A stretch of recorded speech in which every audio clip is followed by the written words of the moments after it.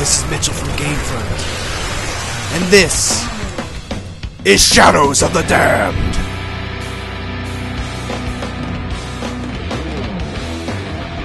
This video will be covering Act 2-3, What a Wonderful World.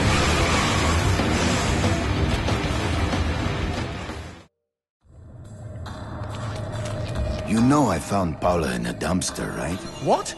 You said you met her at the supermarket. I did. It was the bin out behind the dime a dozen. And you just picked her up out of the rubbish and brought her home? Why not? Sometimes I think I hardly know you.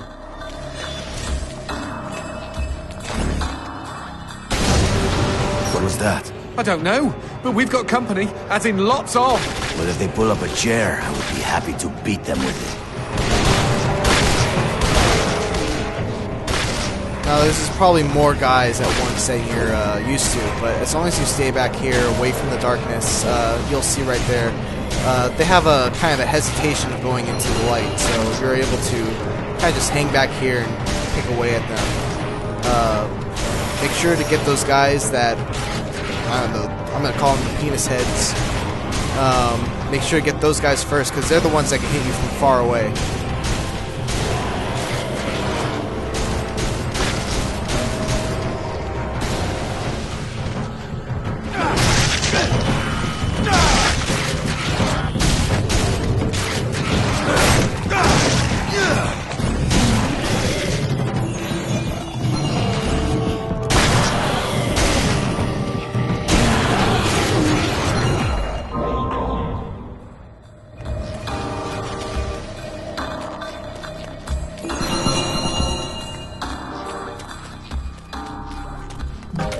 Now we're going to take a little break from the main game right here for a little storytelling. The man who never had his fill. It was a cold and snowy eve. Certainly no night for a man without a home to be walking these grey and endless streets. Inside the pizza parlour, George Reed spun a lively tune on his harmonica. The local children giggled and pointed excitedly at the harmonica man as their parents glowed with approval. His reward would be all the pizza he could eat, 6 pies at least, and a warm bed in one of these folks' homes. He knew they were good for it. But when he tucked in for the night, George had not had his fill. As the years and calories stacked up, most men would have got older and fatter. Yet for all he consumed, George only got thinner as he washed from town to town. Tapeworm.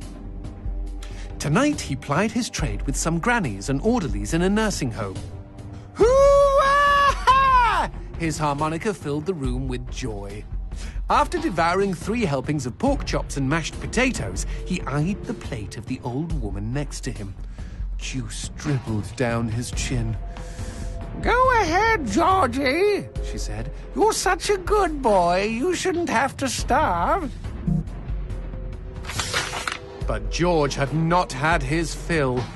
Early the next morning, he was already on the freeway with his thumb in the air. "Where are you headed?" said the man in the truck. "Nowhere," said George. "Anywhere." It was a new decade, and tonight George played to an all but empty bar in the city. He had lost a lot of weight. Afterwards, the only woman in the joint took the stool next to him and asked him his name. The bartender leaned over the counter. "You don't know this guy, Mary. George is famous, been all over the tri-state area."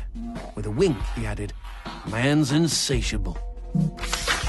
And that night, George proved it as he buried his face in Mary's beaver. Holy woodland creatures! Attaboy, George! Attaboy, George!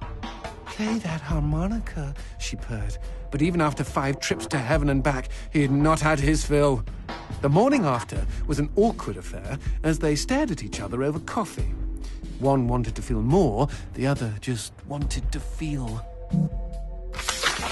In his final days, George was all skin and bones. I can relate, except for the skin part. His last meal had been a mistake. It was on a sidewalk one night in a small suburban town that he came across the boy. Hungrily, and with an agonized grimace, he opened his mouth to beg for help.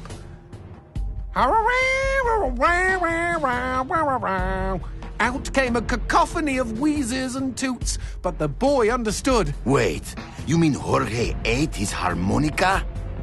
Once he was alone, George Reed looked at the candy bar he held in one hand and began to cry.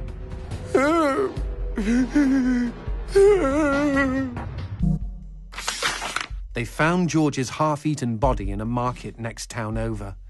In one hand he held a knife, in the other a fork. Chunks of flesh had been torn from his chest and his arms. Blood framed an eerie smile. The wind that morning blew fierce, and as it whistled through the hole he'd carved out of his own neck, the harmonica man played his last song in this world.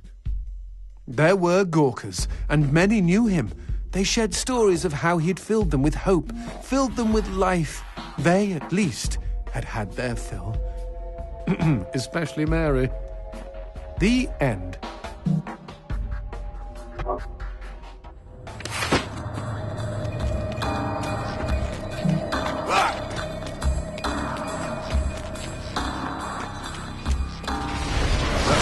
Hate these guys. As you can see, these crawlers will put out your boat lamps if you don't stop them, causing darkness to fill the air.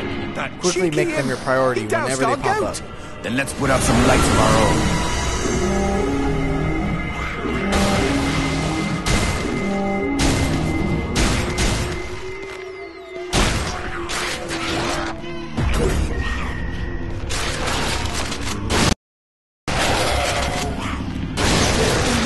Would you kindly bust a cap in those motherfuckers before they douse the lights?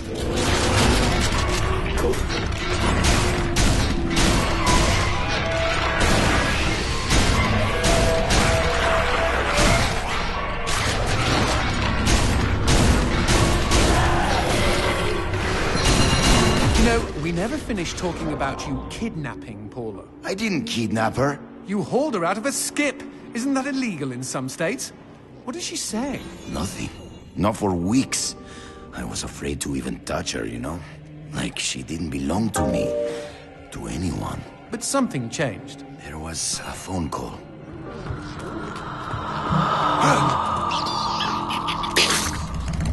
Thanks for watching our walkthrough for Shadows of the Band. Please don't forget to like, comment, and subscribe.